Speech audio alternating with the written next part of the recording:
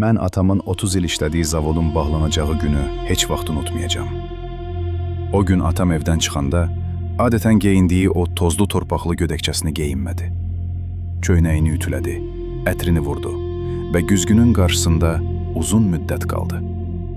Mənə dedi ki, bugün işə getmirəm, bugün işlə vidalaşmağa gedirəm. Səsi titrəmirdi, amma gözlərində 30 illik bir həyatın, o qara-qura dəmir düyün içində keçən cavanlığının kölgəsi vardı. Zavodun qapısına çatanda qapıçı onu tanımadı. Atam bir anlıq dayandı.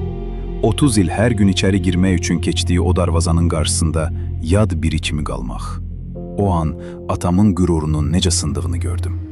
İçəri girib ustasına yaxınlaşanda usta ona baxıb dedi: "Səni artıq gözləmirik, Əli dayı." Atam sadəcə başını tərpətdi. Masasının üstündəki o köhnə, üstü yazılı dəftərini, bir də pas atmış çaydanını çantasına qoydu. Heç kimə sağ ol demədi. Biz zavoddan çıxanda o hələ də o köhnə zavodun siqnal səsini eşidirdi. Elə bil hələ də işin ortasındaydı. O qədər öyrəşmişdi ki, o qapının arxasında özünü itirmişdi. Axşam evə gələndə atam yemək yemədi. Pəncərənin qabağında oturdu. Saatlarla küçəyə baxdı. Mənə döndü və dedi: "Bilirəm oğlum, 30 il ərzində mən bu dəmir parçasını döydüm. Amma əslində mən öz ömrümü döyürdüm. İndi o dəmir qaldı. Amma mənim ömrüm o darvazanın arxasında qaldı." O gecə mən başa düşdüm ki, bizim nəslin ataları üçün iş sadəcə pul qazanmaq deyilmiş.